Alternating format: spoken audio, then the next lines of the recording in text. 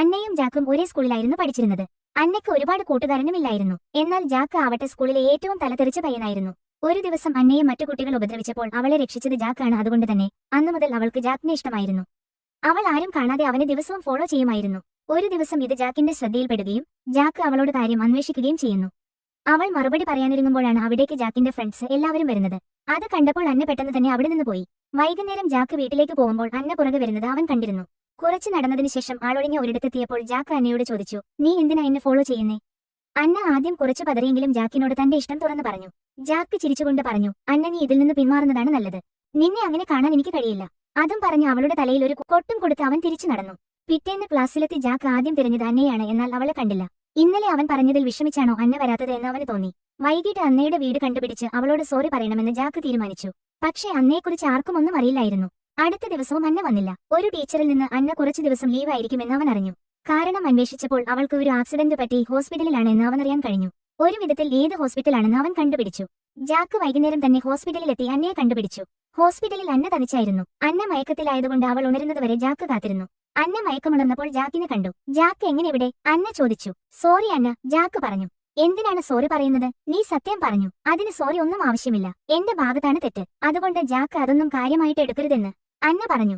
Jack ചിരിച്ചുകൊണ്ട് പറഞ്ഞു, എന്തായാലും കാര്യങ്ങൾ ഇങ്ങനെയെല്ലാം ആയ സ്ഥിതിക്ക് അന്ന, നമുക്ക് നല്ല സുഹൃത്തുക്കളാവാം. അന്ന ചിരിച്ചുകൊണ്ട് സമ്മതിച്ചു. അവർ ഒരുപാട് നേരം സംസാരിച്ചിരുന്നു. സമയം പോയതറിഞ്ഞില്ല. അപ്പോഴാണ് രാത്രിയായിട്ടും ആരും അന്നയുടെ അടുത്തേക്ക് വരാത്തത് ജാക്ക് ശ്രദ്ധിക്കുന്നത്. അവൻ അന്നയോട് ചോദിച്ചു, അന്ന, സമയം രാത്രിയായല്ലോ, ഇതുവരെ ആരും വന്നില്ലല്ലോ, ആര് വരാൻ എന്ന് അന്ന ചോദിച്ചു. അപ്പോൾ നീ ഇവിടെ തനിച്ചാണോ? ജാക്ക് ചോദിച്ചു. അന്ന കുറച്ചുനേരം ഒന്നും മിണ്ടിയില്ല. കുറച്ചു കഴിഞ്ഞപ്പോൾ ഒരു ചെറു ചിരിയോടെ അന്ന പറഞ്ഞു, ഞാൻ തനിച്ചാണ്. എന്റെ അച്ഛനും അമ്മയും എവിടെയാണെന്നോ ആരാണെന്നോ എനിക്കറിയില്ല. ഞാൻ വളർന്നത് ഒരു അനാഥാലയത്തിലാണ്. 1 വർഷം മുന്നെയാണ് ഞാൻ അവിടെ നിന്ന് പോന്നത്. ഞാൻ ഇവിടെ അടുത്തൊരു ഹോസ്റ്റലിലാണ് നിൽക്കുന്നത്. അന്ന ഇതെല്ലാം ഒരു ചിരിയോടെയാണ് പറഞ്ഞതെങ്കിലും ജാക്കിന് അതൊന്നും വിശ്വസിക്കാൻ കഴിയുന്നുണ്ടായിരുന്നില്ല. അന്ന തുടർന്നു, ഇതൊന്നും ആരും അറിയാതിരിക്കാനാണ് ഞാൻ കോളേജ് ഹോസ്റ്റലിൽ നിൽക്കാത്തതും ആരോടും കൂട്ടുകൂടാത്തതും. നിന്നോട് മാത്രമാണ് എനിക്ക് കൂട്ടുകൂടണമെന്ന് തോന്നിയത്. ജാക്ക് അന്നയോട് പറഞ്ഞു, ഇനി എന്തായാലും നീ തനിച്ചല്ല, നിന്റെ ഏറ്റവും അടുത്ത സുഹൃത്തായി ഞാൻ ഉണ്ടാവും. അന്ന നിറ കണ്ണുകളോടെ ജാക്കിനെ നോക്കി. പിറ്റേന്ന് ജാക്ക് ഹോസ്പിറ്റലിൽ ചെന്നപ്പോൾ അന്ന ഡിസ്ചാർജ് ആയിരുന്നു. അവൾ താമസിക്കുന്ന ഹോസ്റ്റലിൽ പോയി.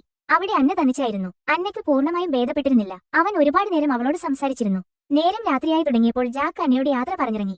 അന്നയെ ഈ അവസ്ഥയിൽ തനിച്ചാക്കി പോവാൻ ജാക്കിന് മനസ്സ് വന്നില്ല. അവൻ തിരിച്ചുപോയി അന്നയെ അവന്റെ വീട്ടിലേക്ക് കൂട്ടിക്കൊണ്ടുവന്നു. ജാക്കിന്റെ വീട്ടിൽ അവനും അവന്റെ അച്ഛനും മാത്രമേ ഉണ്ടായിരുന്നുള്ളൂ. ജാക്ക് അന്നയ്ക്ക് റൂം വൃത്തിയാക്കി കൊടുത്തു. ജാക്കിന്റെ അമ്മയെ പറ്റി അന്ന തിരക്കി.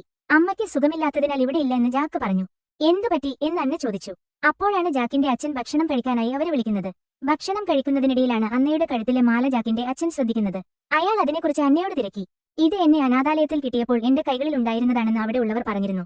അതുകൊണ്ട് ഞാൻ ഇത് സൂക്ഷിച്ചു വെച്ചതാണ് എന്ന് അന്ന മറുപടി പറഞ്ഞു. ജാക്കിന്റെ അച്ഛന്റെ കണ്ണുകൾ നിറഞ്ഞു. അയാൾ അകത്തുപോയി ഒരു പഴയ ആൽബം എടുത്തുകൊണ്ടുവന്നു. അതിലൊരു കുഞ്ഞിന്റെ ഫോട്ടോ ഉണ്ടായിരുന്നു. ഇത് ജാക്കിന്റെ ഇരട്ട സഹോദരിയാണ്. 1 വയസ്സുള്ളപ്പോൾ ഞങ്ങളുടെ കയ്യിൽ നിന്ന് നഷ്ടപ്പെട്ടതാണ് ഇവളെ. ജാക്കിന്റെ അമ്മയ്ക്ക് അത് സഹിക്കാൻ കഴിഞ്ഞില്ല. ആ വിഷമത്തിൽ അവൾ വിഷാദ രോഗത്തിനിടമയായി എന്ന് ജാക്കിന്റെ അച്ഛൻ പറഞ്ഞു. ആ ഫോട്ടോയിൽ കുട്ടിയുടെ കഴുത്തിലുള്ള അതേ മാല തന്നെയായിരുന്നു അന്നയുടെ കഴുത്തിലുണ്ടായിരുന്നത്. അന്നയ്ക്ക് സന്തോഷിക്കണോ സങ്കടപ്പെടണോ എന്ന് മനസ്സിലാവുന്നുണ്ടായിരുന്നില്ല. ഏറെ നേരത്തെ മൗനത്തിനും ഞെട്ടലിനും ശേഷം ജാക്ക് ഒരു തീരുമാനം പറഞ്ഞു. നമുക്കൊരു DNA ടെസ്റ്റ് നടത്താം.